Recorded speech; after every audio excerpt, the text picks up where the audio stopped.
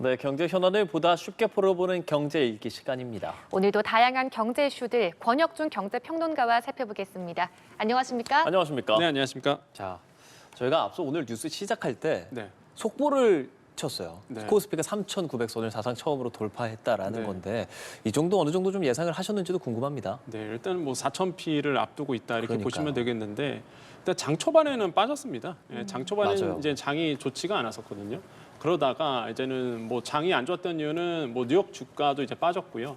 무엇보다 이제 단기에 많이 올랐잖아요. 네. 그러다 보니까 단기 고점에 의한 부담감, 그래서 차익 실험 매물이 좀 쏟아져 나왔었는데 그러다가 너무 빠지니까 이 개인분들이 이제는 반발 매수세가 또 들어오면서 매수를 또 집중적으로 하기 시작합니다. 좀 떨어졌다 그래서 샀다라는 거군요. 네, 맞습니다. 그래서 이제 개인들 봤더니 한 3천억 원 정도 이제는 매수를 하고 있고 야. 반면에 이제 외국인들이 한 4천억 원 정도 매도하고 있고 기관들 한 600억 원 정도 또 순 매수로 돌아섰죠. 그래서 어제 확실히 이제 기관들이 크게 매수를 하면서 주가를 이제 끌어올려 줬는데 오늘도 뭐 기관들이 소폭 이제는 도와주고 있고 그다음에 개인들도 이제 크게 매수를 하고 있다 이렇게 평가해 볼 수 있습니다. 그래서 아마 지금 이제 반발 매수세로 인해서 4,000P를 이제 앞두고 있는 사상 처음이거든요. 지금 3,900선 넘어가는 게 그러다 보니까 기대치가 더더욱 더 이제 높아지고 있고 근데 역시나 그 중심에는 반도체가 또 이끌고 있다라는 거죠. 그래서 저는 한편으로는 좋으나 또 한편으로는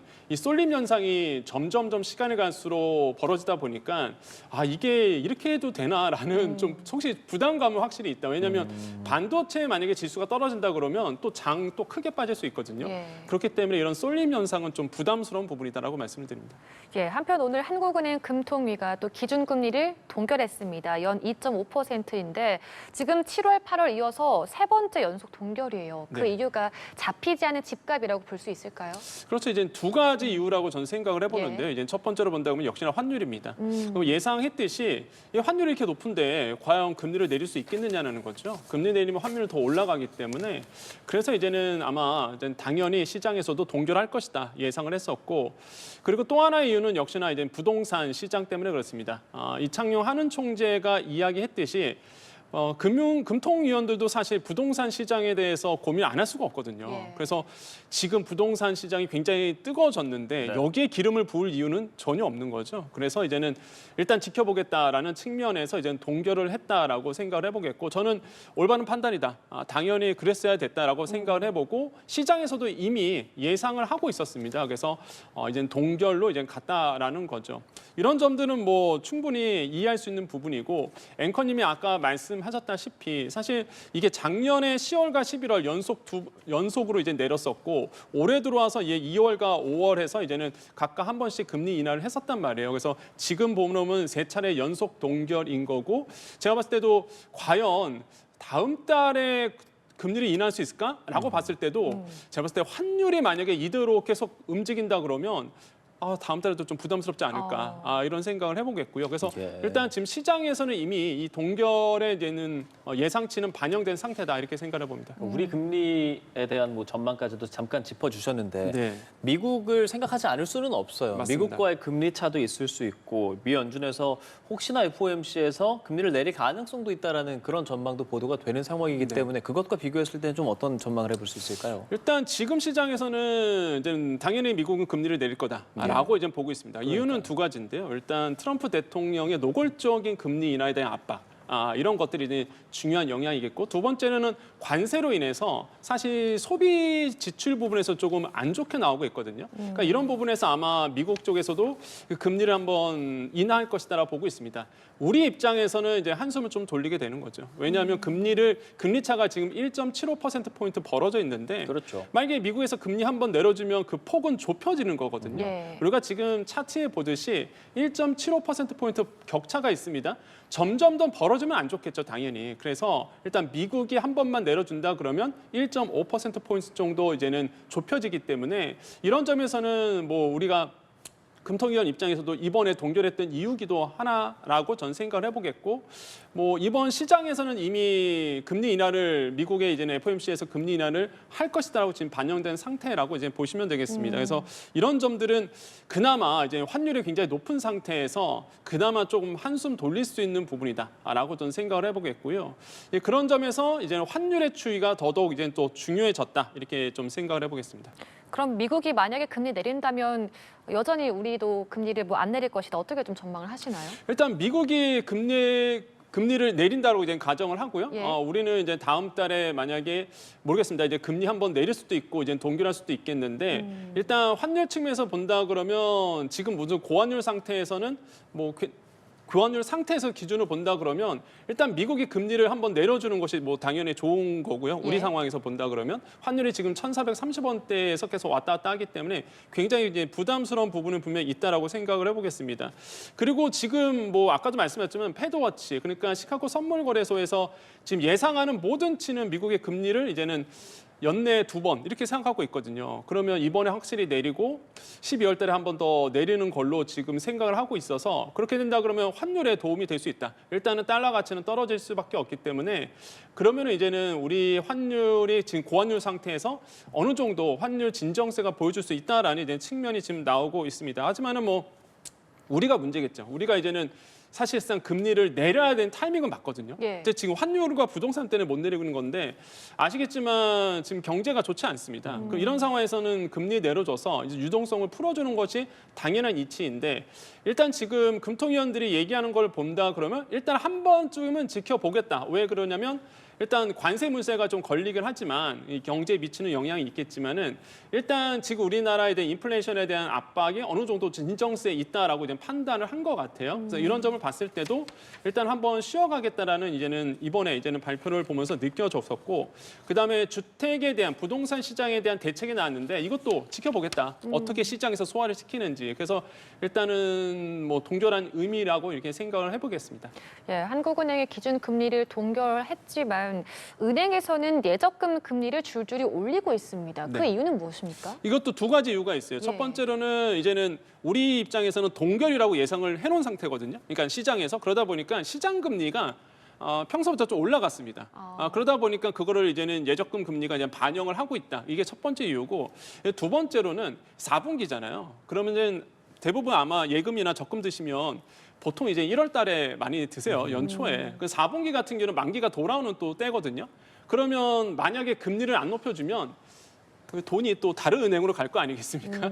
그러다 보니까 이제 수신 경쟁에 나선 거죠. 그래서 일단은 예적금 금리가 이제는 올라간 부분이겠고 이런 두 가지 이유로 해서 지금 모든 은행들이 기존에 잡아뒀던 고객을 계속 잡아두기 위해서 지금 예적금 금리를 높였다라고 이제 평가를 해보겠습니다. 뭐 각 은행들이 조금씩 높이고 있는데 이런 점들은 뭐 예금이라든지 적금 드시는 분들한테는 좀 희소식이다 이렇게 생각을 해봅니다. 자, 이번에는 한미 무역 협상 관련된 이야기를 해보도록 하겠습니다. 자, 김용범 대통령실 실장 그리고 김정관 산업부 장관 다시 또 상무장관과 미국 상무장관과 만나지 않았습니까? 네. 지금 3,500억 달러 그 부분을 집중적으로 얘기하고 있다라고 네. 하는데 어느 정도 수준까지 왔다고 보세요? 이게 좀 굉장히 어려운 문제 같아요. 예. 지금 이제 세 가지 측면에서 보셔야 됩니다. 지금 우리가 이제 계속 요구하고 있는 게 3,500억 달러에 대한 기본적인 어떤 그 부분으로 갈 거냐. 그러니까 현금 비중이 첫 번째 중요한 포인트입니다. 과연 3,500억 달러를 다 현금으로 낼 것이냐 이게 이제 쟁점 첫 번째고 이 두 번째로는 투자처 선정이에요. 그러니까 미국 입장에서는 이런 얘기를 합니다. 우리가 결정할게라고 얘기하고 있어요. 그러면 이게 사실 약간 뭐 월스트리트 저널이 예상했듯이 약간 국부 펀드 느낌이 있거든요. 그러니까 이게 나라 대 나라별로 가서 우리가 돈을 주면은 트럼프 대통령이나 아니면은 그 행정부에서 그 펀드 자금을 모아서 이제 본인들이 원하는 데 쓸 수 있는 거거든요. 그렇게 된다 그러면 무슨 일이 생기느냐? 이게 국부 펀드의 개념으로 간다 그러면은 의회 관리가 안 받습니다. 그러니까 예산에 대한 어떤 관리를 못 받거든요. 법률적인 어떤 태도를 안에서 들어주지도 않고. 그러면 미국에서 지금 걱정하는 건 그거예요. 이게 쌈짓돈이 될 수 있다는 거죠. 어떻게 쓸지 모른다는 거군요. 예. 그러니까 공화당이 그 차지하고 있는 지역에 그 자금이 쓰일 수 있다는 거죠. 그러면 그 거기서 표심이 있기 때문에 또 그러면 되면 나중에 부패가 일어날 수 있다. 이걸 걱정하는 거거든요. 미국 입장입니다. 이게 미국에서 언론들이 이걸 걱정하는 거거든요. 그러니까 이게 지금 그래서 어디에 쓰일 것인가에 대한 문제. 그러니까 우리의 입장을 좀 반영해 달라는 거예요. 전적으로 이제 트럼프 대통령의 입장에서 어디에 쓸 거가 아니라 한국의 입장, 그러니까 우리가 정하는 대로 좀 써달라 이렇게 이제 얘기하는 게 두 번째 쟁점이고 세 번째는 역시나 분할 납부입니다. 그러니까 이게 표현이 좀 그래요. 이게 어떤 언론에서 같으나 할부라고 이제 표현을 쓰는데 할부의 개념은 좀 뉘앙스가 안 좋은 것 같고 이제 분할 납부 이렇게 좀 생각하시면 되겠는데 이 세 가지 쟁점이 굉장히 지금 첨예하게 맞서고 있고요. 이거를 이제는 조율하기 위해서 가고 있습니다. 근데 이게 또 최근에 우리나라 언론에서 좀 보도가 된 내용인데 지금 미국과 얘기가 나오고 있는 게 지금 250억 달러를 이제는 8년에 나눠서 낸다 이런 얘기가 있거든요. 그러니까 250억 달러 같은 경우에는 우리 돈으로 보면 35조 원입니다. 그러니까 1년마다 35조 원씩 8년에 나눠서 그럼 이게 딱 2천억 달러거든요. 예. 그러면 나머지 1,500억 달러는 신용대출로. 한마디로 이제 보증서 주는 거죠. 신용 대출에 대한 보증.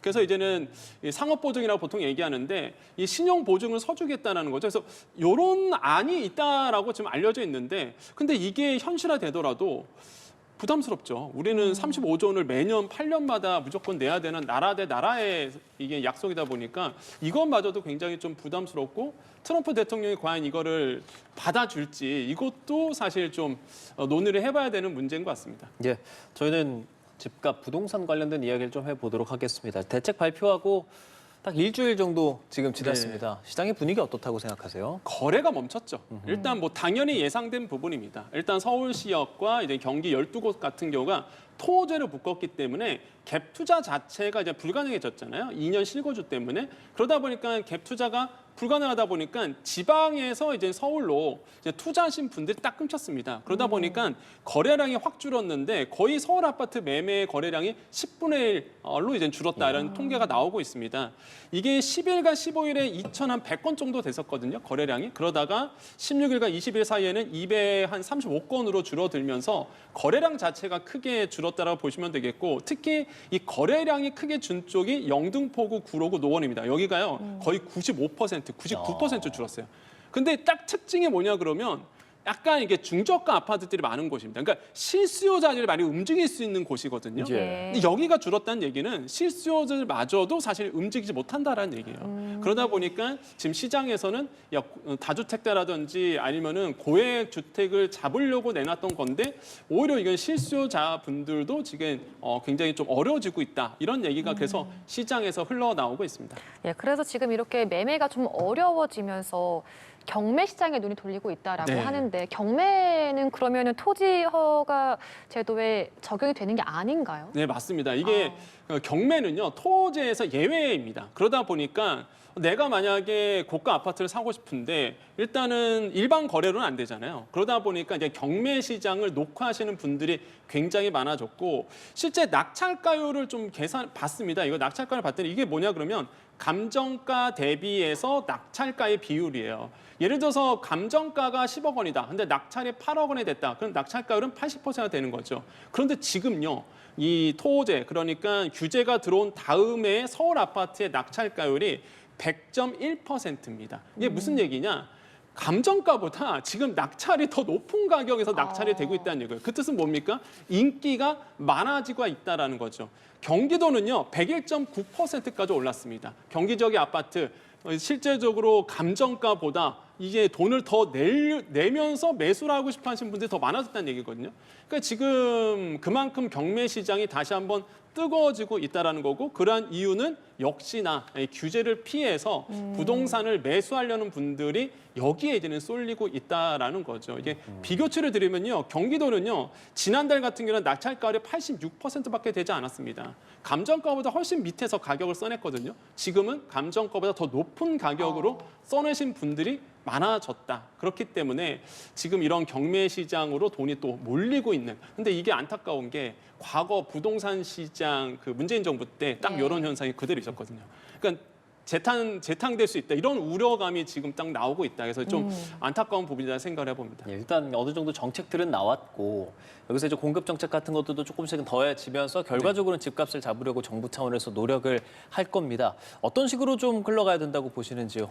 일단 지금 상황을 본다 그러면 거래가 끊겼습니다. 네. 그러면 일단 정부의 의도대로 일단 수요 측은 막아놓은 상태예요. 그래서 정부의 의도는 이겁니다.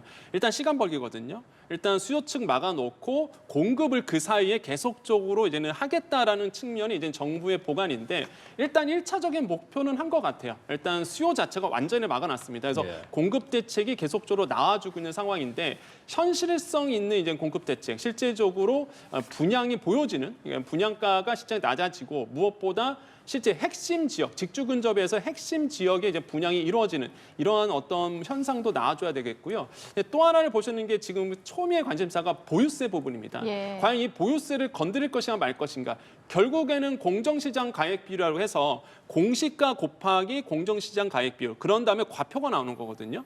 그래서 이제는 공시가 대비해서 얼마 몇 퍼센트의 공정시장 가액비율을 해주느냐. 지금은 60%예요. 재산세, 종부세. 근데 지금 특례제도 때문에 1세대 1가구 같은 경우에는 이제 재산세 같은 경우에는 9억 원 이하 같은 경우에는 거의 45%밖에 안 되거든요. 그러니까 이게 그럼 보유세를 이제 건드려서 거의 80%까지 올린다는 얘기가 있습니다.